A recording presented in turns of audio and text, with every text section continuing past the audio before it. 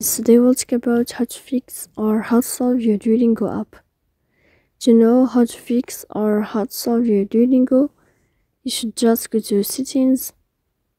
After that, we click apps, default apps, app settings. Here in this list, you will enter the Duolingo app. Then this page of app info, we click on first stop and we click OK. Here we'll enter to the window of storage.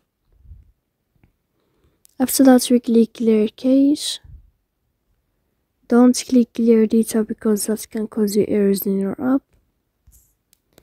In the end, you can turn off your phone and you can wait a moment to turn on your phone again to fix that problem.